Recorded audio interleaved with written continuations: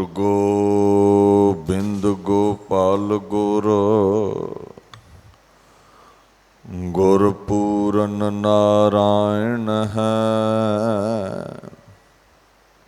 ਗੁਰ ਦਇਆਲ ਸਮਰੱਥ ਗੁਰ ਗੁਰੂ ਨਾਨਕ ਪਤਿਤ ਉਦਾਹਰਣ ਹੈ।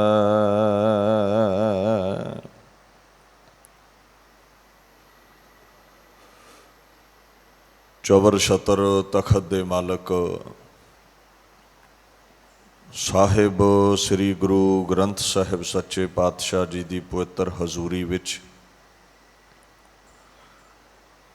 ਸੁਭਾਏਮਾਨ ਗੁਰੂ ਪਿਆਰੀ ਖਾਲਸਾ ਸਾਧ ਸੰਗਤ ਦੀ ਫਤਿਹ ਪ੍ਰਵਾਨ ਕਰੋ। ਵਾਹਿਗੁਰੂ ਜੀ ਕਾ ਖਾਲਸਾ ਵਾਹਿਗੁਰੂ ਜੀ ਕੀ ਫਤਿਹ। ਧੰਨ ਧੰਨ ਸ੍ਰੀ ਗੁਰੂ ਹਰਿਕ੍ਰਿਸ਼ਨ ਸਾਹਿਬ ਸੱਚੇ ਪਾਤਸ਼ਾਹ ਜੀ ਦੇ ਪਾਵਨ ਅਸਥਾਨ ਗੁਰਦੁਆਰਾ ਸ਼੍ਰੀ ਬੰਗਲਾ ਸਾਹਿਬ ਦਿੱਲੀ ਵਿਖੇ ਆਪ ਸਰਬੱਤ ਸੰਗਤਾਂ ਹਾਜ਼ਰੀਨ ਹੋ। ਬੜੀ ਸਹਿਜਤਾ ਦੇ ਨਾਲ ਵਿਗਿਆਨੀ ਰਣਜੀਤ ਸਿੰਘ ਹੁਣਾਂ ਨੇ ਆਪ ਸੰਗਤ ਨੂੰ ਤੁਰਕੀ ਬਾਣੀ ਦਾ ਫੁਰਮਾਨ ਸਰਵਣ ਕਰਵਾਇਆ ਹੈ। ਆਓ ਉਸ ਅਗੰਮੀ ਬਾਣੀ ਦੇ ਨਾਲ ਜੁੜ ਕਰਕੇ ਆਪਣੇ ਸਮੇਂ ਨੂੰ ਜੀਵਨ ਨੂੰ ਸਫਲਾ ਕਰੀਏ। ਸਤਨਾਮ ਸ੍ਰੀ ਵਾਹਿਗੁਰੂ ਸਾਹਿਬ ਜੀ।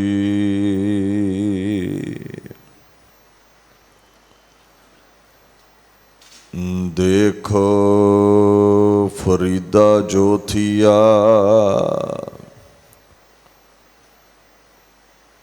ਦਾੜੀ ਹੋਈ ਭੂਰ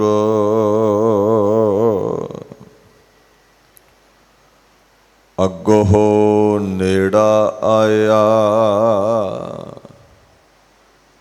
ਪਿੱਛਾ ਰਹਿਆ ਦੂਰ।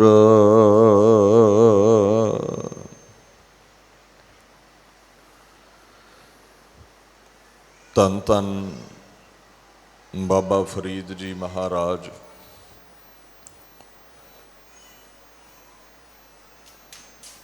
ਤਿੰਨਾਂ ਦੀ ਇਹ ਪਾਕ ਬਾਣੀ ਸ੍ਰੀ ਗੁਰੂ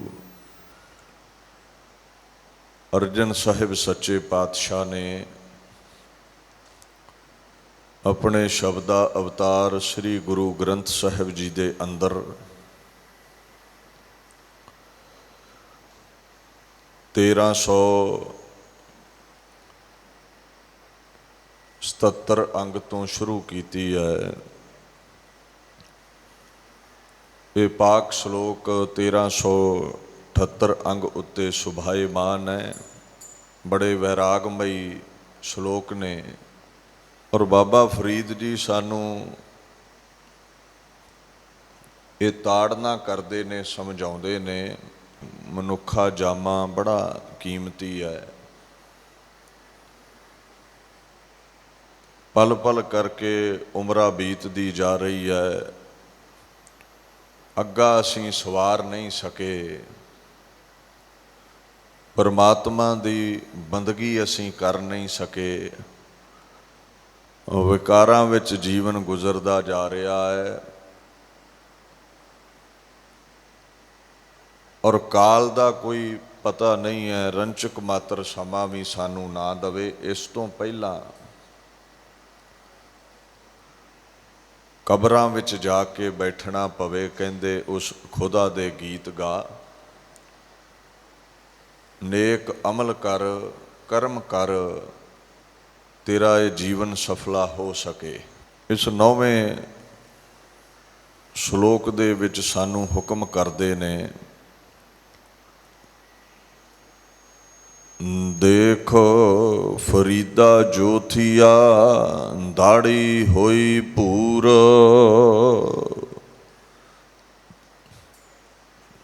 ਫਰੀਦ ਜੀ ਕਹਿੰਦੇ ਨੇ ਦੇਖਣਾ ਕਰ। ਥੀਆ ਦਾ ਮਤਲਬ ਹੈ ਹੋਇਆ। ਕੀ ਹੋਇਆ ਹੈ? ਆਪਣੇ ਜੀਵਨ ਵਿੱਚ ਜੋ ਤਬਦੀਲੀ ਆਈ ਹੈ ਉਸ ਵੱਲ ਧਿਆਨ ਦੇ। ਬਚਪਨ ਸੀ, ਅਜਾਈਂ ਖੇਡਦਿਆਂ ਅਜਾਣ ਅਵਸਥਾ ਵਿੱਚ ਲੰਘ ਗਿਆ। ਜਵਾਨੀ ਆਈ, ਵਿਕਾਰਾਂ ਵਿੱਚ, ਰੰਗੀਨੀਆਂ ਦੇ ਵਿੱਚ ਲੰਘ ਗਈ। ਹੁਣ ਆਪਣੇ ਦਾੜੇ ਵੱਲ ਕਹਿੰਦੇ ਝਾਤ ਮਾਰ, ਕਾਲੇ ਤੋਂ ਦਾੜਾ ਭੂਰਾ ਪੈਣ ਲੱਗ ਪਿਆ ਹੈ। ਭੂਰੇ ਤੋਂ ਇਸਨੇ ਚਿਟਿਆਈ ਵੱਲ ਤੁਰ ਪੈਣਾ ਹੈ, ਚਿੱਟੇ ਹੋ ਜਾਣਾ ਹੈ। ਜਵਾਨੀ ਨੂੰ ਜ਼ਰੇ ਨੇ ਪਕੜ ਲੈਣਾ ਹੈ। ਇਉਂ ਇਹ ਉਮਰਾਂ ਬੀਤਦੀ ਜਾ ਰਹੀ ਹੈ। ਦਾੜੀ ਲਫ਼ਜ਼ ਹੈ, ਆਪਾਂ ਦਾੜ ਕਹਿ ਦਿੰਦੇ ਹਾਂ ਚੱਬਣ ਵਾਲੇ ਦੰਦਾਂ ਨੂੰ, ਦੰਦਾਂ ਦੀ ਬੀੜ ਨੂੰ। ਇਸ ਬੀੜ ਤੋਂ ਜੋ ਬਾਹਰ ਰੋਮ ਪ੍ਰਗਟ ਹੁੰਦੇ ਨੇ ਉਹਨੂੰ ਦਾੜੀ ਕਹਿ ਦਿੰਦੇ ਆ, ਦਾੜਾਂ ਦੇ ਉੱਤੇ ਜੋ ਪੈਦਾ ਹੋਏ ਨੇ। ਭੂਰ ਵੈਸੇ ਸਵੇਰੇ ਨੂੰ ਵੀ ਕਹਿ ਦਿੱਤਾ ਜਾਂਦਾ ਹੈ, ਖਾਕੀ ਰੰਗ ਨੂੰ ਵੀ ਪੰਜਾਬੀ ਵਿੱਚ ਆਪਾਂ ਭੂਰਾ ਕਹਿ ਦਿੰਦੇ ਆ। ਹੁਣ ਭੂਰ ਦਾ ਮਤਲਬ ਜਾਂ ਇੱਥੇ ਖਾਕੀ ਵਾਲ ਸਮਝ ਲਓ ਜੋ ਕਾਲਖ ਤੋਂ ਇਸ ਪੱਖ ਵੱਲ ਨੂੰ ਤੁਰ ਪਏ ਨੇ, ਜਾਂ ਰਾਤਰੀ ਤੋਂ ਸਵੇਰ ਸਮਝ ਲਓ। ਉਮਰਾਂ ਰੂਪੀ ਰਾਤ ਬੀਤਦੀ ਜਾ ਰਹੀ ਹੈ, ਸੁਬਾ ਵਰਗੇ ਵਾਲ ਚਿੱਟੇ ਹੁੰਦੇ ਜਾ ਰਹੇ ਨੇ। ਇਹ ਬੇਸ਼ਕੀਮਤੀ ਸਵਾਸ ਤੇਰੇ ਮੁੱਕਦੇ ਜਾ ਰਹੇ ਨੇ, ਘੜੇ 'ਚੋਂ ਪਾਣੀ ਸਿੰਮਦਾ ਜਾ ਰਿਹਾ ਹੈ, ਤੇਰਾ ਖੁਰਾ ਖੋਜ ਮਿਟਣ ਵਾਲਾ ਹੈ। ਇਹ ਇੱਕ ਨਿਸ਼ਾਨੀ ਹੈ ਕਾਲੇ ਤੋਂ ਭੂਰੇ ਵਾਲ ਹੋਣ ਦੀ, ਇੱਕ ਵਾਰਨਿੰਗ ਹੈ ਪਰਮੇਸ਼ਵਰ ਵੱਲੋਂ ਸਾਨੂੰ ਵੀ ਤੇਰਾ ਸਮਾਂ ਥੋੜ੍ਹਾ ਰਹਿ ਗਿਆ ਹੈ। ਫਰੀਦ ਜੀ ਮਹਾਰਾਜ ਕਹਿੰਦੇ ਨੇ, ਅੱਗੋਂ ਹੋ ਨੇੜਾ ਆਇਆ, ਪਿੱਛਾ ਰਹਿਆ ਦੂਰ।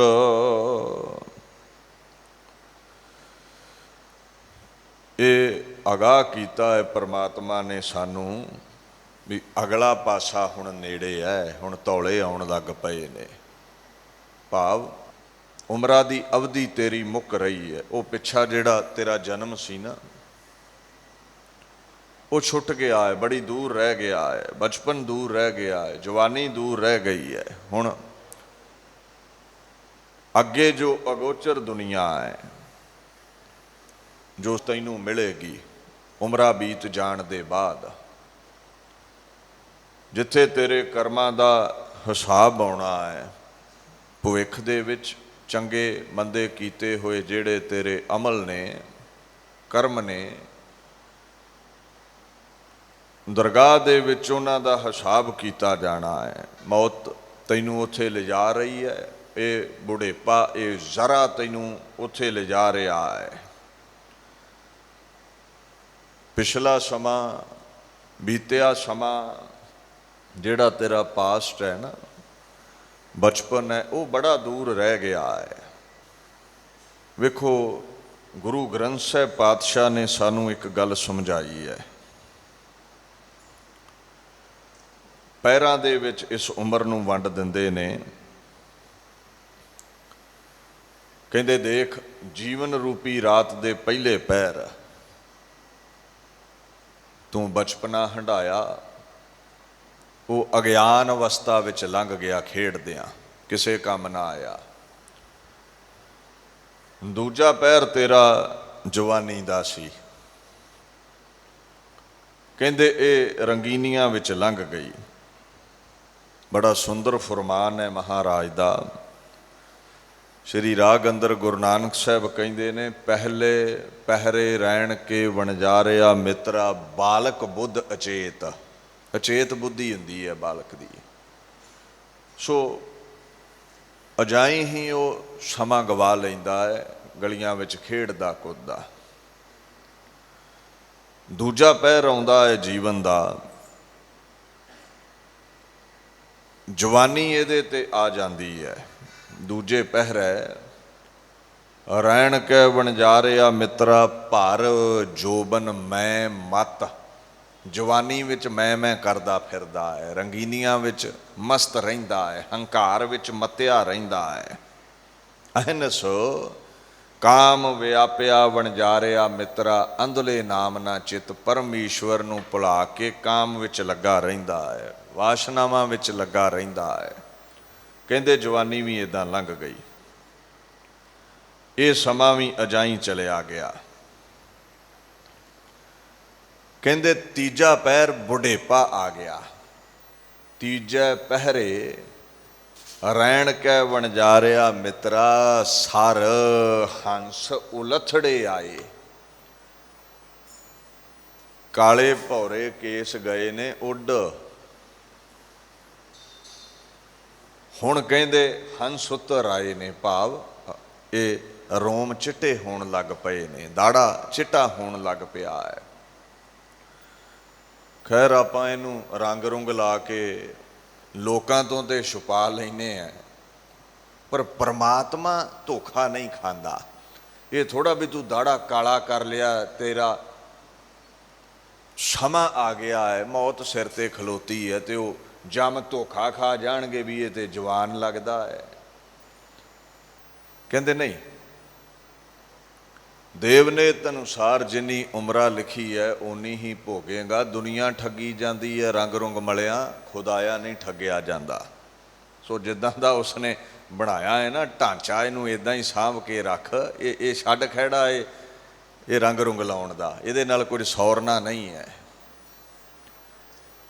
ਮਹਾਰਾਜ ਪਾਤਸ਼ਾਹ ਕਹਿੰਦੇ ਨੇ ਤੀਜਾ ਪਹਿਰ ਜਦੋਂ ਆਉਂਦਾ ਹੈ ਜੀਵਨ ਦੇ ਉੱਤੇ, ਜ਼ਰਾ ਗਰਸ ਲੈਂਦਾ ਹੈ, ਸਰੀਰ ਦੇ ਪੱਲੇ ਕੁਝ ਨਹੀਂ ਰਹਿੰਦਾ। ਹੰਸ ਉੱਤਰ ਆਉਂਦੇ ਨੇ, ਧੌਲੇ ਉੱਤਰ ਆਉਂਦੇ ਨੇ, ਭਾਵ ਅੱਗਾ ਨੇੜੇ ਆ ਰਿਹਾ ਹੈ, ਮੌਤ ਨੇੜੇ ਆ ਰਹੀ ਹੈ। ਇਹ ਨਿਸ਼ਾਨੀ ਹੈ, ਫਸਲ ਪੱਕ ਰਹੀ ਹੈ, ਇਹਨੂੰ ਹੁਣ ਜਮ ਰੂਪੀ ਕਿਸਾਨ ਕੱਟੇਗਾ, ਇਹਦਾ ਖੁਰਾ ਖੋਜ ਮਿਟਾਵੇਗਾ। ਫਰੀਦ ਜੀ ਕਹਿੰਦੇ ਨੇ ਦਾੜਾ ਚਿੱਟਾ ਪੈਣ ਲੱਗ ਪਿਆ ਹੈ, ਭੂਰਾ ਪੈਣ ਲੱਗ ਪਿਆ ਹੈ, ਸਮਝ ਲੈ ਅੱਗਾ ਨੇੜੇ ਹੈ, ਪਿੱਛਾ ਦੂਰ ਰਹਿ ਗਿਆ ਹੈ। ਤੇ ਜਿਹੜਾ ਸਮਾਂ ਲੰਘ ਗਿਆ ਉਹਦਾ ਪਛਤਾਪ ਨਾ ਕਰ। ਜੋ ਤੇਰੇ ਕੋਲ ਸਮਾਂ ਹੈ ਰੱਬ ਦੇ ਗੀਤ ਗਾ ਲੈ, ਇਸ ਤੋਂ ਪਹਿਲਾਂ ਕਿ ਕਬਰਾਂ ਵਿੱਚ ਪੈ ਜਾਵੇਂ, ਜੀਵਨ ਅਜਾਈਂ ਚਲਿਆ ਜਾਵੇ, ਖੁਦਾ ਦੀ ਬੰਦਗੀ ਕਰਕੇ ਇਸ ਉਮਰਾਂ ਨੂੰ, ਜਨਮ ਨੂੰ ਸਫਲਾ ਕਰ ਲੈ। ਅੱਗੇ ਮਹਾਰਾਜ 10ਵੇਂ ਸ਼ਲੋਕ ਵਿੱਚ ਹੁਕਮ ਕਰਦੇ ਨੇ, ਦੇਖ ਫਰੀਦਾ ਜੇਥੀਆ ਸ਼ੱਕਰ ਹੋਈ ਵਿਸ।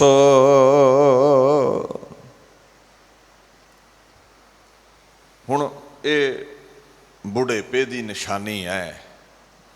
ਥੀਆ ਦਾ ਭਾਵ ਸਮਝ ਲਓ ਹੋਇਆ। ਦੇਖ ਫਰੀਦ ਜੀ ਕਹਿੰਦੇ ਕੀ ਹੋਇਆ ਤੇਰੇ ਨਾਲ, ਕੈਸੀ ਖੇਡ ਖੇਡੀ ਹੈ ਪ੍ਰਮਾਤਮਾ ਨੇ ਤੇਰੇ ਨਾਲ। ਜਿਹੜੀ ਜ਼ੁਬਾਨ ਰਸ ਕਸ ਮਾਣਦੀ ਸੀ, ਉਹਦੇ ਅੰਦਰ ਇਹ ਸ਼ਕਤੀ ਨਹੀਂ ਰਹੀ ਵੀ ਹੁਣ ਰਸਾਂ ਨੂੰ ਮਾਣ ਸਕੇ। ਇਹ ਸ਼ੱਕਰ ਲਫ਼ਜ਼ ਫਾਰਸੀ ਦਾ ਹੈ, ਪਰਸ਼ੀਅਨ ਦਾ। ਗੁੜ ਦੇ ਭੂਰ ਚੂਰ ਨੂੰ ਆਪਾਂ ਸ਼ੱਕਰ ਕਹਿ ਦਿੰਦੇ ਹਾਂ, ਮਿੱਠੇ ਨੂੰ ਸ਼ੱਕਰ ਕਹਿ ਦਿੰਦੇ ਹਾਂ।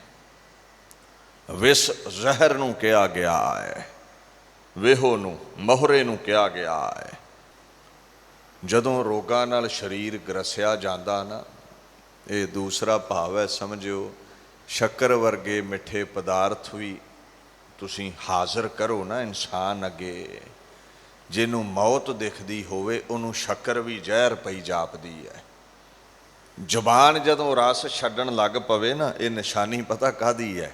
ਜੋਬਨ ਘਟੈ ਜਰੂਆ ਜਿਣੈ ਵਣਜਾਰਿਆ ਮਿੱਤਰਾ, ਆਵ ਘਟੈ ਦਿਨ ਜਾਏ।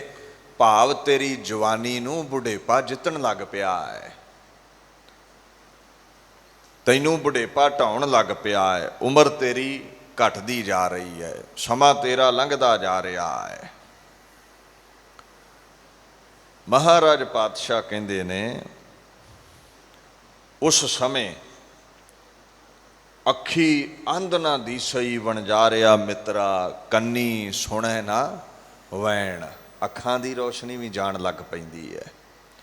ਜਿਹੜੇ ਕੰਨ ਬੜਾ ਸਵਾਦ ਲੈ ਲੈ ਕੇ ਚੁਗਲੀ ਨਿੰਦਾ ਸੁਣਦੇ ਸੀ ਨਾ, ਉਹ ਵੀ ਕਰਮ ਕਰਨਾ ਛੱਡ ਦਿੰਦੇ ਨੇ, ਬੋਲੇ ਪੈਣ ਲੱਗ ਜਾਂਦੇ ਨੇ। अखी अंध जीव रस नाही रह पराको ताना। अखां दी रोशनी गई, जुबान दा रस जांदा रहा, ताकत नहीं रही जुबान विच भी वो स्वाद पहचान सके। तो वार्निंग इसलिए दिंदे ने बाबा फरीद जी, इस तो पहला कि जुबान जिहड़ी है ना वो बरकत विच ना रवे, रस कस मानण वाली ना रवे, परमात्मा दे गीत गा के रस मान लै, तेरा जीवन सफला हो जाए। जदों जुबान दे पल्ले ना कुछ रहा, उदों शरीर दे पल्ले भी कुछ नहीं रहना। शरीर दे पल्ले कुछ ना रहा, चौंकड़ा वजना कोई नहीं, ते नाम की जपना है। सो फरीद जी महाराज इत्थे समझाउंदे ने, भाई समा नेड़े आ रहा है, मौत नज़दीक आ रही है, जुबान रस छड्डण लग पई है, पहचान भुल रही है जुबान नूं रसां कसां दी। तू परमात्मा दे गीत गा के रस मान, तेरा जीवन सफला हो जावे। जदों कोई दुख दी घड़ी आउंदी है ना,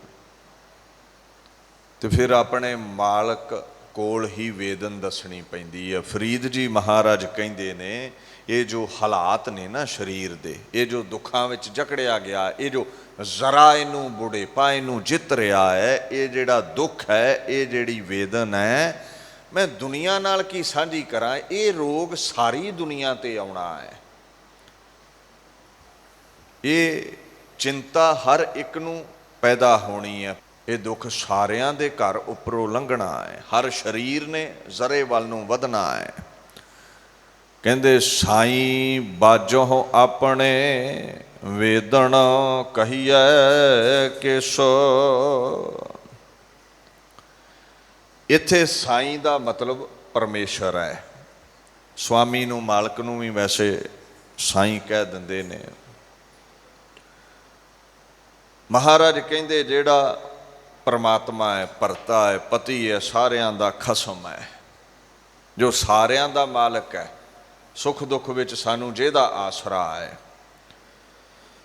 वेदन दा मतलब हुंदा दुख, दर्द, संस्कृत विच आपां वेदना कह दिंने आ। ये जिहड़ा बुढ़ेपे दा दुख है, बुढ़ेपे दी तकलीफ है, ये जो इंद्रे अपनी अजमत छड्डदे जा रहे ने, अखां वेख नहीं पा रहीआं, कन बोले पैंदे जा रहे ने, जुबान रस छड्ड रही है। ये जो कुछ जरे विच साडे नाल वापर रहा है, कहंदे ये हुण अपने साईं नूं ही दसांगे ना, ओही किरपा करे तो बुढ़ेपा सुखां दे सहित बीत सकदा है। ओदी बख्शिश होवे, चौंकड़ा लग सकदा है, ते इस जुबान नाल परमात्मा दा रस आ सकदा है। समझाउंदे ने फरीद जी, जदों शरीर विच बल ना रहा, काम रस ते तू मान नहीं सकना, ते राम रस भी तैनूं प्राप्त नहीं होना। बुढ़े कोलों तो फिर चौंकड़ा भी नहीं लगना। सो कहिंदे ने इस तो पहला बुढ़ेपा हावी हो जावे, ये जवानी जिहड़ी काम रस विच लाई है, राम रस विच ला लै, रब दे गीत गाला है, तेरा जीवन सफला होवे। कोई तेरा बाबे फरीद वांगू नाम लैण वाला रह जावे दुनिया ते। वासना विच ग्रसे लोकां नूं कोई याद थोड़ी करदा है, याद रहिंदी है भगतां संतां दी, जिहड़े राम रस विच ग्रसे रहे। हज़ारां वरे बीत गए ने भगतां संतां नूं असीं अज तक नाम लै लै गीत गाउने आ जी। ये बाबा फरीद ने, बाबा कबीर ने, ये भगत रविदास ने। जिवें काम रस जवानी विच जोर फड़दा है, जे राम रस की प्राप्ति करनी है, जवानी विच शरीर बड़ा प्रबल जोर विच हुंदा है, चौंकड़ा ला लै, रब दे गीत गा लै। बुढ़ेपे विच ते गलूए चों आवाज़ भी नहीं चंगी तरह निकलदी। पोतरे पड़पोतरियां को पानी मंगना होवे ते आवाज़ कंबदी है, ते राम दे गीत कित्थों गावेंगा तू। सो महाराज फरीद जी सानू समझाउंदे ने, भाई परमात्मा दे गीत गाओ, ਤਰਲਾ ਲਓ ਬੇਨਤੀ ਕਰੋ ਵੀ ਸਾਡੀ ਝੋਲੀ ਨਾਮ ਪਾ, ਬੰਦਗੀ ਪਾ, ਖੈਰ ਪਾ, ਤੇਰੇ ਗੀਤ ਗਾ ਸਕੀਏ। ਇਹ ਜਿਹੜਾ ਸਮਾਂ ਹੈ ਉਹ ਸੁਖਾਲਾ ਬਤੀਤ ਹੋ ਜਾਵੇ। ਅੰਤ ਨੂੰ ਸਭ ਨੇ ਜਾਣਾ ਹੈ। ਮੌਤ ਬੜੀ ਦੁਖਦਾਇਕ ਹੈ। ਮਹਾਰਾਜ ਮੌਤ ਦਾ ਭੈ ਦੂਰ ਹੋ ਜਾਵੇ। ਜੋ ਮੌਤ ਦੁੱਖ ਦਿੰਦੀ ਹੈ ਉਹਦੇ ਤੋਂ ਉਪਰਾਮਤਾ ਹਾਸਲ ਹੋ ਜਾਵੇ। ਇਹ ਜਿਹੜੀ ਵੀ ਵੇਦਨ ਹੈ, ਜਿਹੜਾ ਵੀ ਦੁੱਖ ਹੈ, ਇਹ ਪ੍ਰਮਾਤਮਾ ਅੱਗੇ ਹੀ ਅਸੀਂ ਰੱਖਦੇ ਹਾਂ। ਬੰਦੇ ਅੱਗੇ ਰੱਖੋਗੇ ਉਹ ਦੂਰ ਕਰਨ ਜੋਗਾ ਤੇ ਹੈ ਨਹੀਂ ਹੈ। ਖਿੱਲੀ ਜ਼ਰੂਰ ਉਡਾਵੇਗਾ, ਫਾਇਦਾ ਜ਼ਰੂਰ ਚੁੱਕੇਗਾ, ਮਜ਼ਾਕ ਜ਼ਰੂਰ ਉਡਾਵੇਗਾ। ਦੁੱਖ ਹਰਤਾ ਕੇਵਲ ਪਰਮੇਸ਼ਵਰ ਹੈ। ਉਹੀ ਸਾਈਂ ਹੈ, ਉਹੀ ਮਾਲਕ ਹੈ। ਉਹਦੇ ਅੱਗੇ ਹੀ ਵੇਦਨ ਹੈ, ਉਹਦੇ ਅੱਗੇ ਹੀ ਬੇਨਤੀ ਹੈ ਸਾਡੀ। ਇਸ ਤੋਂ ਪਹਿਲਾਂ ਕਿ ਕਬਰਾਂ ਵਿੱਚ ਕਦਮ ਪੈ ਜਾਣ, ਪ੍ਰਮਾਤਮਾ ਆਪਣਾ ਨਾਮ ਬਖਸ਼, ਆਪਣਾ ਰਸ ਸਾਡੀ ਝੋਲੀ ਪਾਉਣਾ ਕਰ। ਸਾਡਾ ਜੀਵਨ ਜਿਹੜਾ ਹੈ ਉਹ ਸਫਲਾ ਹੋ ਜਾਵੇ। ਸੋ ਇਹ ਮਹਾਂਪੁਰਸ਼ਾਂ ਦੇ ਬੋਲ ਨੇ। ਵੈਸੇ ਅਸੀਂ ਕਈ ਵਾਰ ਬਾਣੀ ਤੇ ਕਿੰਤੂ ਪਰੰਤੂ ਕਰ ਦਿੰਦੇ ਹਾਂ, ਇਤਿਹਾਸ ਤੇ ਕਿੰਤੂ ਪਰੰਤੂ ਕਰ ਦਿੰਦੇ ਹਾਂ। ਕਈ ਵਾਰ ਬਾਣੀ ਦੇ ਆਧਾਰ ਤੇ ਵੀ ਅਸੀਂ ਸਾਧੂਆਂ ਸੰਤਾਂ ਨੂੰ ਵੰਡ ਦਿੰਦੇ ਹਾਂ ਵੀ ਇਹ ਜਿਹੜੀ ਭਗਤ ਦੀ ਬਾਣੀ ਹੈ ਫਲਾਨੀ ਜਾਤ ਦਾ ਹੈ, ਇਹ ਤੁਹਾਡੇ ਲਈ ਹੈ, ਆਹ ਸਾਡੇ ਵਾਲਾ ਹੈ, ਸਾਡੇ ਲਈ ਹੈ।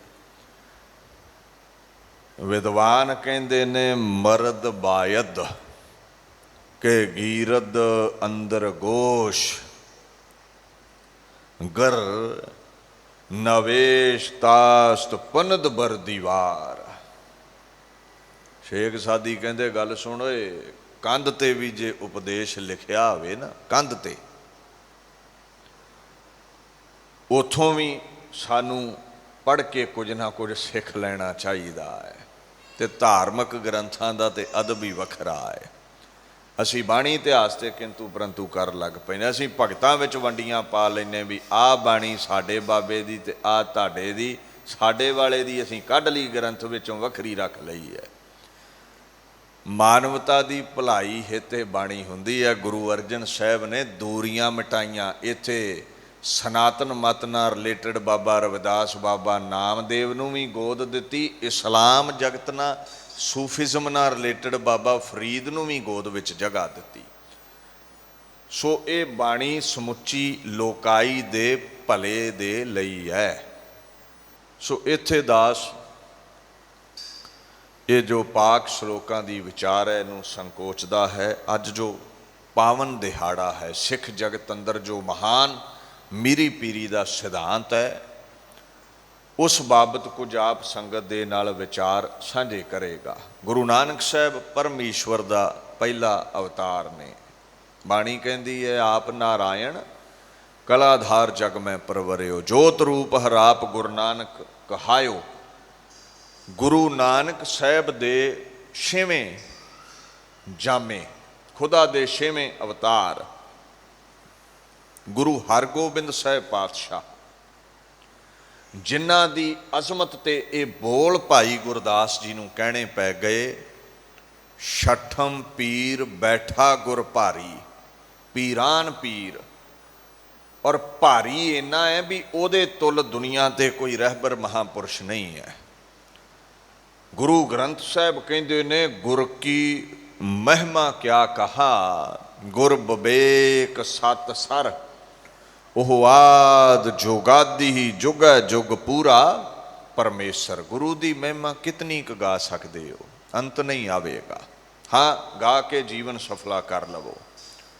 ਸਾਗਰ ਦਾ ਅੰਤ ਬੁਲਬੁਲੇ ਨਹੀਂ ਪਾ ਸਕਦੇ। ਕਹਿੰਦੇ ਉਹਦੀ ਉਪਮਾ ਬੜੀ ਵੱਡੀ ਹੈ।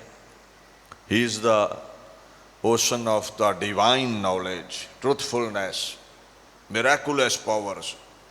ਗੁਰੂ ਦੇ ਤੁਲ ਕੋਈ ਵੀ ਨਹੀਂ ਹੈ ਦੁਨੀਆ ਤੇ। ਪੂਰਾ ਪਰਮੇਸ਼ਵਰ ਹੈ ਉਹ, ਪਰਮਾਤਮਾ ਦੇ ਉਹ ਸਰਗੁਣ ਸਰੂਪ ਨੇ। ਹੀ ਇਜ਼ ਦਾ ਪਰਫੈਕਟ ਲਾਰਡ।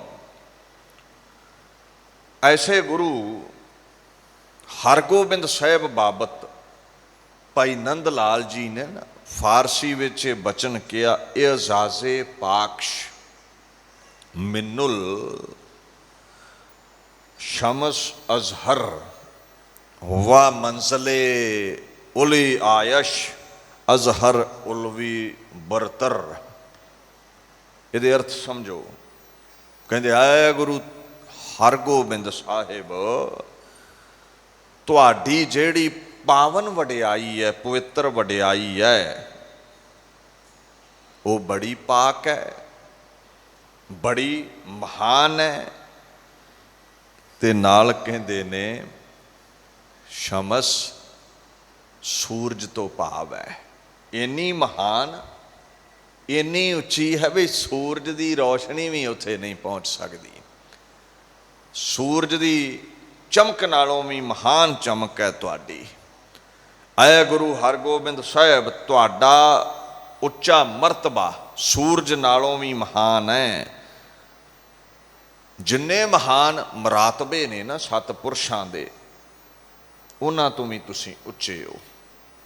ਦੀਨ ਦੁਨੀਆ ਦੇ ਤੁਸੀਂ ਮਾਲਕ ਹੋ। ਗੁਰੂ ਗ੍ਰੰਥ ਸਾਹਿਬ ਕਹਿੰਦੇ ਸਭ ਤੇ ਵੱਡ ਸਮਰੱਥ ਗੁਰਦੇਵ, ਸਭ ਸੁਖ ਪਾਈ ਤਿਸ ਕੀ ਸੇਵ। ਗੁਰੂ ਨਾਲੋਂ ਵੱਡਾ ਕੋਈ ਨਹੀਂ ਹੈ ਦੁਨੀਆ ਤੇ। Guru is divine, he is all powerful. ਉਹਦੇ ਬਰਾਬਰ ਕੋਈ ਹੋ ਨਹੀਂ ਸਕਦਾ। ਆ ਗੁਰੂ ਹਰਗੋਬਿੰਦ ਸਾਹਿਬ ਦੀ ਸ਼ਰਨ ਵਿੱਚ, ਗੁਰੂ ਹਰਕ੍ਰਿਸ਼ਨ ਸਾਹਿਬ ਦੀ ਸ਼ਰਨ ਵਿੱਚ ਕਹਿੰਦੇ ਸਾਰੇ ਹੀ ਸੁੱਖ ਮਿਲ ਜਾਣਗੇ। You will obtain all the comforts, ਸਭ ਸੁੱਖ ਤੈਨੂੰ ਇੱਥੋਂ ਮਿਲ ਜਾਣਗੇ। ਐਸੇ ਗੁਰੂ ਹਰਗੋਬਿੰਦ ਸਾਹਿਬ, ਉਹਨਾਂ ਦਾ ਪ੍ਰਕਾਸ਼ ਵਡਾਲੀ ਵਿਖੇ ਹੁੰਦਾ ਹੈ 1652 ਬਿਕਰਮੀ ਸੰਮਤ ਨੂੰ। ਪਿਤਾ ਪ੍ਰਤੱਖ ਹਰ ਸ਼੍ਰੀ ਗੁਰੂ ਅਰਜਨ ਦੇਵ ਮਹਾਰਾਜ ਨੇ, ਮਾਤਾ ਗੰਗਾ ਜੀ ਦੇ ਪਾਕ ਹਿਰਦੇ ਚੋਂ ਪ੍ਰਗਟ ਹੋਏ ਪਾਤਸ਼ਾਹ। ਕੈਸਾ ਪਰਿਵਾਰ ਹੈ।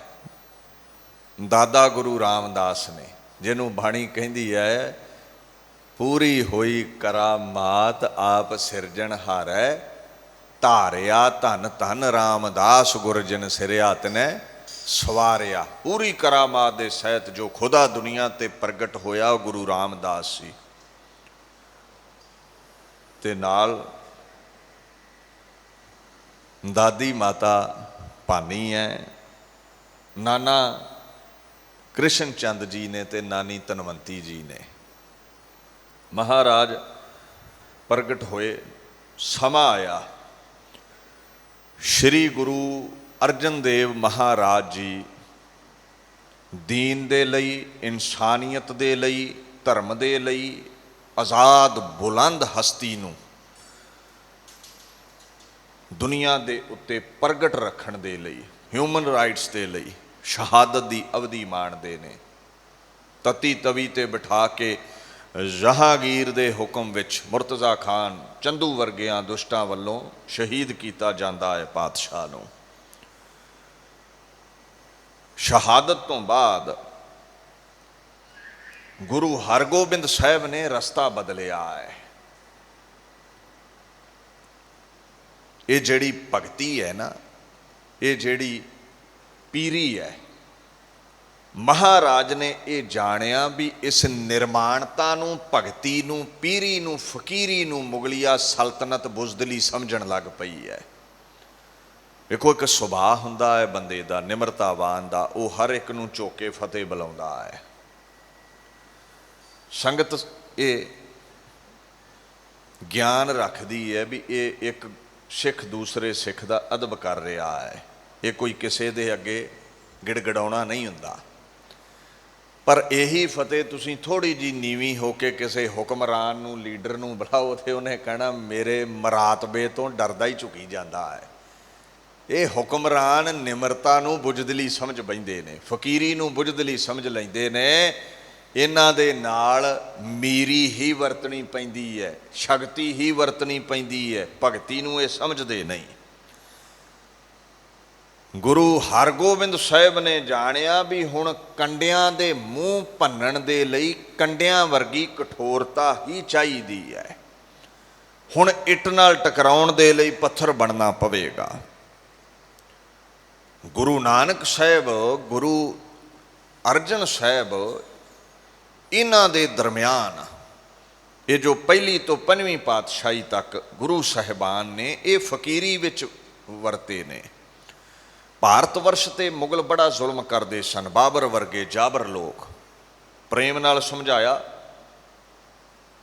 ये नहीं समझे। उल्टा समझाउण वाले गुरु अर्जन साहिब नूं तती तवी ते बिठा के शहीद कर दिता गया।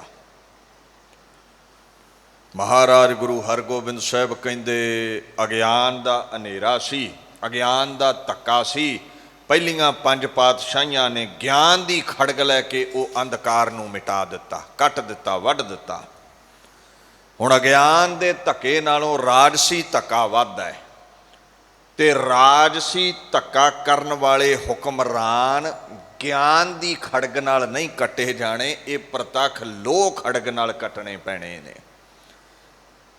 इन्हां लई लोह खड़ग उठाउणी पैणी है। गऊ गरीब दी हत्या करदे ने, भारत वर्ष नूं गुलाम बना के रखिया होया है, जुल्मों सितम ढाउंदे ने लोकाई ते। महाराज कहंदे राजसी धक्के नूं रोकण दे लई, जुल्म नूं मिटाउण दे लई हुण तलवार चुकणी पैणी है। अगियान नूं ज्ञान दी खड़ग कटदी है, जुल्म नूं प्रतख लोह खड़ग कटदी है। हुण ज्ञान खड़ग दे नाल नाल लोह खड़ग दी लोड़ है। हुण भगती ते शक्ति नूं इकट्ठियां करन दा समां है। प्रेम रस दे नाल नाल हुण वीर रस लियाउणा पवेगा। अध्यात्मक शक्ति दे नाल नाल हुण शरीरिक शक्ति भी प्रगट करनी पवेगी। रबाब दे नाल नाल हुण तलवार प्रगट करनी पवेगी। इदां पीरी दे नाल हुण मीरी प्रगट करनी पवेगी। साडे जीवन दे ये दो पक्ष ने। एक पक्ष भी भारू पै जावे ते जीवन विच इउं समझ लो स्टेबलनेस नहीं रहिंदी, टिका नहीं रहिंदा, डावाडोल हो जाने असीं। अध्यात्मक पक्ष भारत विच बड़ा हावी रहा है। बड़े महापुरुष पैदा होए, अध्यात्मिकता दा उपदेश दिंदे रहे, बड़ी तरक्की कीती भगती दी दुनिया विच भारत दे लोकां ने। हुण ज़्यादातर अध्यात्मक उपदेश देण वाले महापुरुषां अहिंसा दा नारा लाया। जिवें महात्मा बुद्ध ने नहीं कहा अहिंसा परम धर्मं, परम धर्म अहिंसा है, हिंसा छड्ड दिओ, तलवार छड्ड दिओ। भारत वर्ष दे लोकां ने तलवार रख दित्ती, कली माला फड़ के बह गए, मैਡੀਟੇਸ਼ਨ ते बह गए। वो निर्माणता इन्नी गहरी बह गई इन्हां दे अंदर, ये हौली हौली कायर हुंदे गए, इन्ने ठंडे पै गए, ये कायर जे हो गए। नादर शाह वर्गे हुक्मरान मुट्ठी पर सिपाहियां नूं लैके आउंदे ने, अफगानिस्तान तो चलदे ने, भारत दा माल असबाब इज्जत लुटदे ने, लड़कियां नूं बहुआं बेटियां नूं बंदी बनाउंदे ने, अफगानिस्तान विच टकियां ते वेचदे ने। कोई पुछण वाला ना रहा नादर शाह हुणां नूं भी ये जुल्म क्यों करदे हो, क्योंकि जिहदे हत्थ तलवार है उहनूं माड़ा वाला की पुछे, उहदे सावें ते तलवार लैके नितरना पैंदा है। बाबर ने देखो एमनाबाद दा हाल की कीता है। गुरु नानक साहब पातशाह ने बाणी विच दर्शाया है, पुछो महाराज क्यों भारत वर्ष दे उत्ते जुल्म होया। महाराज कहंदे प्रजा कमजोर हो गई सी, वो तलवारां चलाउंदे सन, ये माला लैके बैठे सी भारत दे लोग भी असीं मंत्र चलावांगे ते मुगलां नूं अन्ने कर देवांगे। बाबर चढ़ के आउंदा है, शस्त्र विद्या विच निपुण सी, माला लैके सन्मुख पीर फकीर पंडित बैठ गए, मंत्र मारे गए, टूणे टपे कीते गए, कम कुछ ना आया। कहंदे कोटी हूँ पीर वर्जर हाए जां मीर सुनिया ताया, थान मुकाम जले बिज मंदर मुश मुश कोयर रुलाया, कोई मुगल ना होआ अंधा किने ना परचा लाया। कहंदे मंत्रां नाल मुगल अन्ने ना होए, सगों मंत्र पढ़न वालियां नूं गलियां विच रोल दिता गया। करोड़ां पीर ते आए, पर महाराज कहंदे ने किसे ने ना सुनी, किसे ने ना रखिया। तलवारां रख के जेड़े मंत्रां दा आसरा लैंदे ने वो गुलाम हो जांदे ने, ते भारत गुलाम हो गया अहिंसा दे नारे लाउंदा लाउंदा। थान मुकाम सब जला दिते गए, मंदिर जला दिते गए। बड़े बड़े शहजादे, बड़े बड़े ब्राह्मण मिट्टी विच रोल दिते गए। गलियां विच इउं लोथड़े खिलरे पए ने शरीर दे। महाराज कहंदे ने एक ना चली भारत वर्ष दे लोकां दी। ऐसे गुलाम लोकां नूं पातशाह गुरु हरगोबिंद साहब सुरजीत करना चाहुंदे ने। कहंदे हुण भगती दे नाल शक्ति वरतनी पवेगी, नहीं तो यह गुलामी टुटनी नहीं है। गुरु अर्जन साहब की शहीदी तो बाद 1663 बिक्रमी संमत दे विच केवल 11 साल की उम्र है बापू की, बाबा हरगोबिंद साहब की। कोठड़ी साहब विखे गुरता गद्दी की दस्तारबंदी हुंदी है, तिलक लगता है गुरता का। महाराज सिक्खी दे प्रचार प्रसार करन दे लई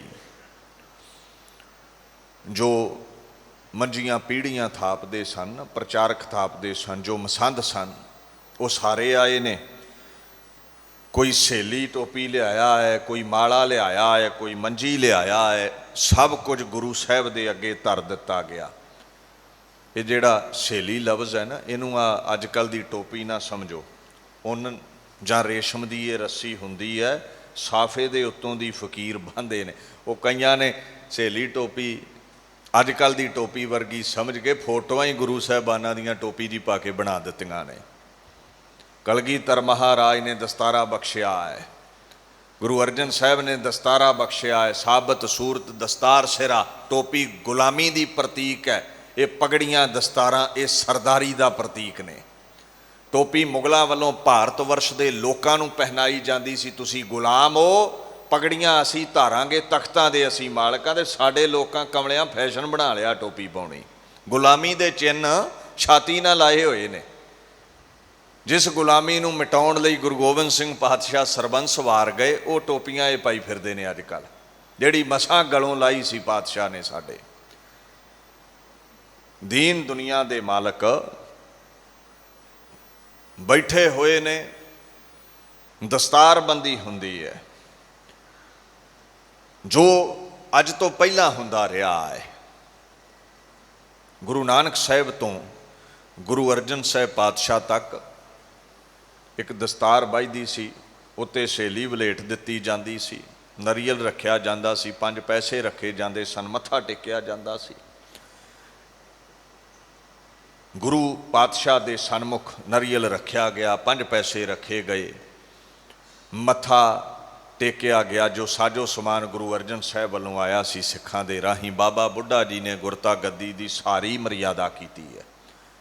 ते जो माला सी ना, जो सहेली सी, गुरु हरगोबिंद साहब कहंदे बाबा जी ये शांत स्वरूप दे चिन्ह ने, इन्हां नूं तोशे खाने रख दिओ, हुण शस्त्रां दी लोड़ है। हुण समा बदल चुकिया है। सूरज प्रकाश के बोल ने, तुरक राज भये दुष्ट विसाले, क्या कीनो हो सतगुर पित नाले, प्रथम होते क्षत्रि महपाला, आ युद्ध हो अभ्यास विसाला। कहंदे देखो बाबा जी, पिता जी निर्माणता विच रहे, दुश्मनां ने उन्हां दी फकीरी नूं ना समझिया, शहीद कर दिता। ਜਿਹੜੇ ਪੁਰਾਣੇ ਸਮਿਆਂ ਦੇ ਛਤਰੀ ਹੋਏ ਨੇ ਨਾ, ਸੂਰਬੀਰ ਜੰਗ ਲੜਦੇ ਰਹੇ ਨੇ, ਉਹਨਾਂ ਵੱਲ ਵੇਖ ਕੇ ਲੋਕਾਈ ਨੂੰ ਸਿੱਖਣ ਦੀ ਲੋੜ ਹੈ। ਜੇ ਆਜ਼ਾਦ ਰਹਿਣਾ ਹੈ ਤੇ ਤਲਵਾਰ ਚੁੱਕਣੀ ਪਵੇਗੀ। ਹੁਣ ਮਸੰਦਾਂ ਨੂੰ ਕਹਿ ਦਿਓ, ਜਦੋਂ ਵੀ ਭੇਟਾ ਲੈ ਕੇ ਆਉਣ, ਸ਼ਸਤਰ ਜ਼ਰੂਰ ਲੈ ਕੇ ਆਉਣ, ਚੰਗੇ ਘੋੜੇ ਲੈ ਕੇ ਆਉਣ, ਅਰਬੀ ਸੂਰਬੀਰਾਂ ਨੂੰ ਭਰਤੀ ਕੀਤਾ ਜਾਵੇ। बाबा बुढ़ा जी हथ जोड़ के कहते जो महाराज तुहाडा हुक्म है। गुरु के हुक्म विच कोश विचों सारा साजो समान रख दिता। 5 पातशाहियां अगे गुरु नानक तो गुरु अर्जन साहब नूं ध्या के बाबा बुढ़ा जी ने दस्तार बन्नी है। पांचों हो सतगुर के ले नाम पाग लीन कर मह अबिराम, हस्त विच दस्तार लैके सजा दिती पातशाह दे। दस्तारबंदी हुई। माता गंगा जी नूं कम दिले मसंदा ने शिकायत की, माँ ਤੁਹਾਡੇ ਲਖਤੇ ਜਿਗਰ ਕਹਿੰਦੇ ਨੇ ਹੁਣ ਭੇਟਾ ਵਿੱਚ ਸ਼ਸਤਰ ਲੈ ਕੇ ਆਓ, ਇਹਨਾਂ ਨੇ ਹੁਣ ਜਹਾਂਗੀਰ ਨਾਲ ਮੱਥਾ ਲਾਉਣਾ ਹੈ, ਪਿਤਾ ਦਾ ਬਦਲਾ ਲੈਣਾ ਹੈ। ਮਾਤਾ ਨੇ ਪੁੱਛ ਲਿਆ। ਮਾਂ ਜੀ ਆਖਣ ਲੱਗੇ, ਮੁਖ ਤੇ ਕਹੋ ਸ਼ਸਤਰ ਹਮ ਧਾਰੇ, ਗੁਰੂ ਪਿਤਾ ਕੋ ਬੈਰ ਸੰਭਾਰੇ। ਤੁਸੀਂ ਕਹਿੰਦੇ ਹੋ ਸ਼ਸਤਰ ਰੱਖਣੇ ਨੇ, ਪਿਤਾ ਦਾ ਬਦਲਾ ਲੈਣਾ ਹੈ, ਕਿਵੇਂ ਲਓਗੇ? ਸਿੱਖੀ ਦਾ ਸਿਧਾਂਤ ਬਦਲਾ ਲੈਣਾ ਨਹੀਂ ਹੈ। ਤੇ ਮਹਾਰਾਜ ਕਹਿੰਦੇ, ਮਾਂ ਜ਼ੁਲਮ ਕਰਨ ਵਾਲੇ ਨੂੰ, ਜ਼ਾਲਮ ਨੂੰ, ਇਨਸਾਨੀਅਤ ਦਾ ਖੁਰਾ ਖੋਜ ਮਿਟਾਉਣ ਵਾਲੇ ਦਾ ਖੁਰਾ ਖੋਜ ਮਿਟਾਉਣਾ ਵੀ ਸਿੱਖੀ ਦਾ ਸਿਧਾਂਤ ਹੈ। ਮੈਂ ਕੋਈ ਬਦਲਾ ਨਹੀਂ ਲੈਣਾ। ਇਹ ਇਕੱਲਾ ਗੁਰੂ ਅਰਜਨ ਸਾਹਿਬ ਤੇ ਹੀ ਜ਼ੁਲਮ ਨਹੀਂ ਕੀਤਾ, ਇਹਨਾਂ ਜ਼ਾਲਮਾਂ ਭਾਰਤ ਵਰਸ਼ ਦੀ ਰੂਹੇ ਜ਼ਮੀਨ ਅੱਜ ਖੂਨ ਦੇ ਅਥਰੂ ਰੋਂਦੀ ਪਈ ਹੈ। ਟਕਰਾਉਣਾ ਹੈ ਮੈਂ ਇਹਨਾਂ ਭਾਰਤ ਵਰਸ਼ ਦੇ ਇਨਸਾਨੀਅਤ ਦੇ ਦੁਸ਼ਮਣਾਂ ਨਾਲ। ਮਾਂ ਕਹਿੰਦੀ ਤੁਹਾਡੇ ਕੋਲ ਫੌਜ ਕੋਈ ਨਹੀਂ।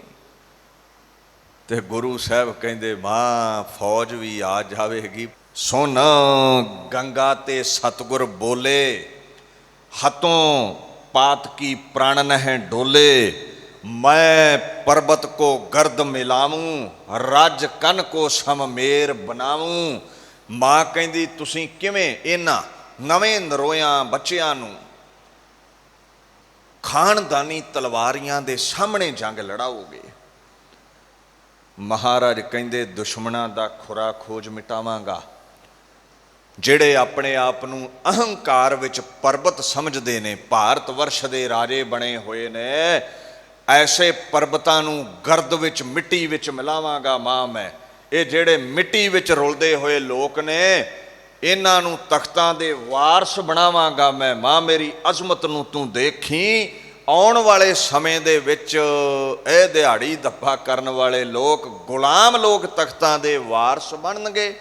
ਤਖਤਾਂ ਤੇ ਬੈਠੇ ਹੋਏ ਮਿੱਟੀ ਵਿੱਚ ਰੋਲ ਦੇਵਾਂਗਾ ਮੈਂ। ਇਹ ਗੁਰੂ ਦੀ ਅਜ਼ਮਤ ਹੈ। ਗੁਰੂ ਗ੍ਰੰਥ ਸਾਹਿਬ ਤੇ ਮੋਹਰ ਲਾਉਂਦੇ ਨੇ, ਗੁਰ ਕਰਤਾ ਗੁਰ ਕਰਨਹਾਰ, ਗੁਰਮੁਖ ਸੱਚੀ ਸੋਏ, ਗੁਰ ਤੇ ਬਾਹਰ ਕਿਛ ਨਹੀਂ, ਗੁਰ ਕੀਤਾ ਲੋੜੇ ਸੋ ਹੋਏ। Nothing is beyond Guru Hargobind Guru Nanak. ਜੋ ਚਾਹੇ ਉਹ ਕਰ ਸਕਦਾ ਹੈ। ਹੀ is the creator, he is the divine. ਉਹ ਜੋ ਚਾਹੇ ਦੁਨੀਆ ਦਾ ਰਚਨਹਾਰ ਕਰ ਸਕਦਾ, ਉਹਦੇ ਅੱਗੇ ਕੌਣ ਟਿਕੇਗਾ? ਅਕਾਲ ਬੁੰਗੇ ਦੀ ਰਚਨਾ ਹੁੰਦੀ ਹੈ, ਜਿਹਨੂੰ ਤੁਸੀਂ ਅਕਾਲ ਤਖਤ ਸਾਹਿਬ ਕਹਿੰਦੇ ਹੋ। ਭਗਤੀ ਦੇ ਚਰਨਾਂ ਵੱਲ, ਸ਼੍ਰੀ ਹਰਿਮੰਦਰ ਸਾਹਿਬ ਦੇ ਚਰਨਾਂ ਵੱਲ, ਸ਼ਕਤੀ ਦਾ ਕੇਂਦਰ ਸ਼੍ਰੀ ਅਕਾਲ ਤਖਤ ਸਾਹਿਬ, ਉਹ ਚਬੂਤਰਾ ਬਣਾਇਆ ਜਾਂਦਾ ਹੈ। ਪ੍ਰਥਮ ਆਪਣੇ लेकर हाथ धरी ईंट बल तेज के साथ। महाराज गुरु हरगोबिंद साहब ने इट रखी है। बाबा बुढ़ा जी, भाई गुरदास जी सेवा विच नाल लाए ने। अकाल बुंगा रच दिता है, ये तख्त महान रच दिता है। ये ऐसा तख्त है, अब चल नीव धरी गुरु नानक, नित नित चढ़े सवाई। जो महाराज दे हथीं रखी नीव है, ओदी लोकाई दे अंदर चढ़त वाधी ही रहनी है।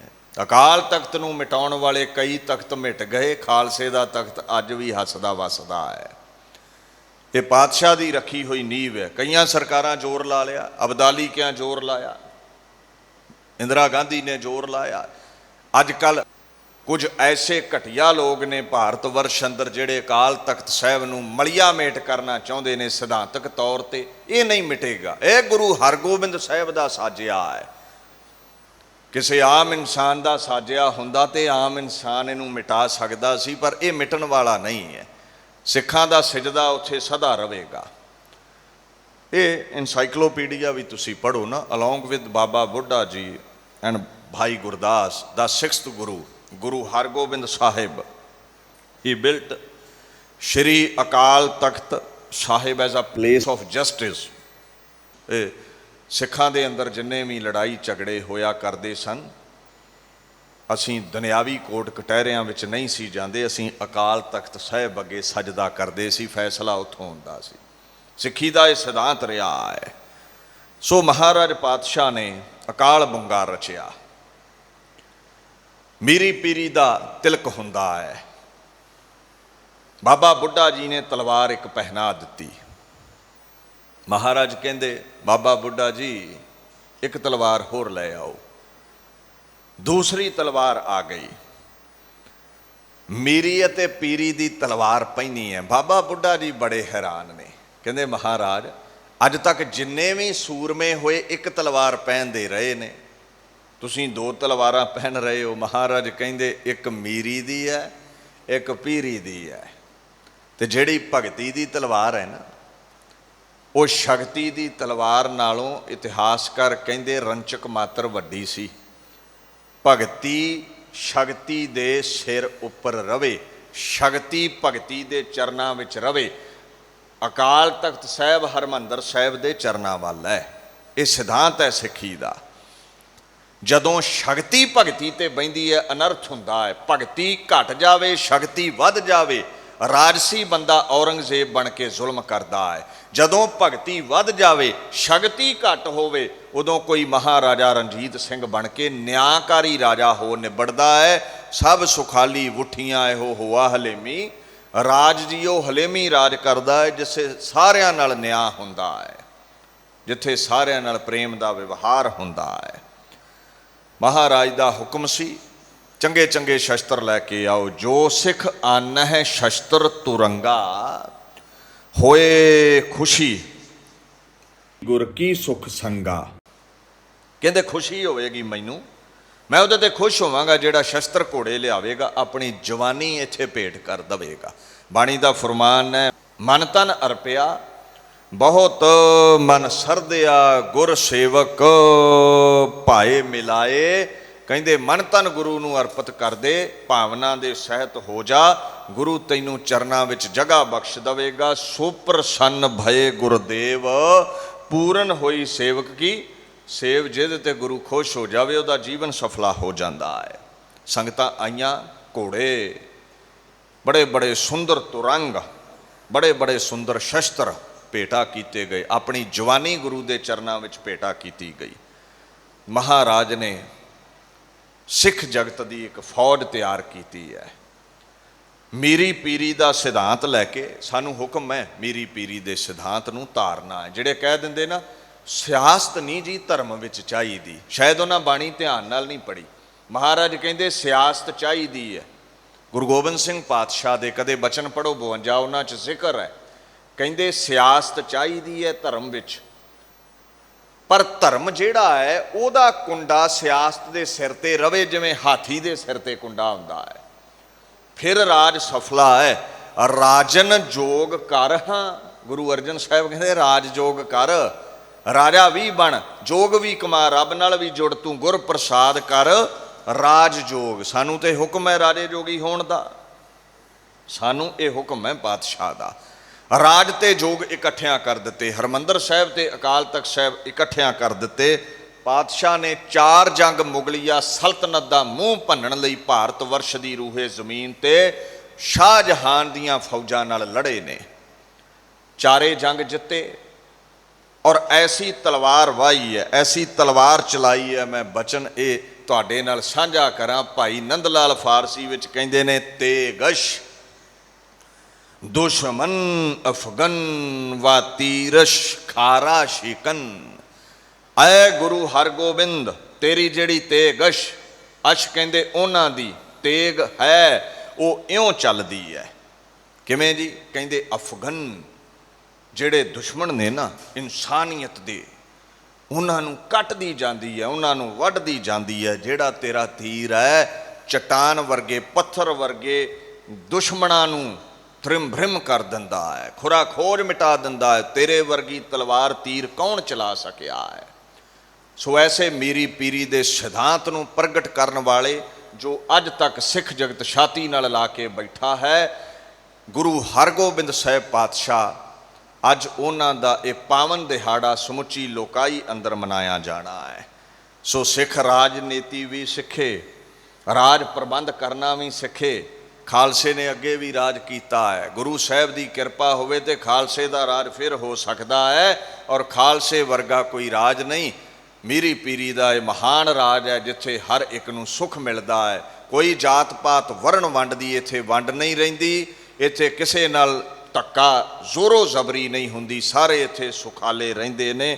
ਇਉਂ ਮਹਾਰਾਜ ਪਾਤਸ਼ਾਹ ਨੇ ਸਾਨੂੰ ਮੀਰੀ ਪੀਰੀ ਦਾ ਸਿਧਾਂਤ ਬਖਸ਼ਿਆ ਹੈ, ਅਸੀਂ ਇਸ ਸਿਧਾਂਤ 'ਤੇ ਚੱਲਣਾ ਹੈ। ਖੰਡੇ ਦੀ ਪੌਲ ਛਕੀਏ, ਗੁਰੂ ਵਾਲੇ ਬਣੀਏ, ਗੁਰੂ ਸਾਹਿਬ ਦੀ ਕਿਰਪਾ ਨਾਲ ਆਪਾਂ ਰਾਜੇ ਜੋਗੀ ਬਣ ਸਕੀਏ। ਫਿਰ ਕਹਿ ਦੇਵਾਂ ਤੂੰ ਗੁਰ ਪ੍ਰਸਾਦ ਕਰ ਰਾਜ ਜੋਗ। ਇੱਥੇ ਦਾਸ ਵਿਚਾਰ ਨੂੰ ਸੰਕੋਚਦਾ ਹੈ।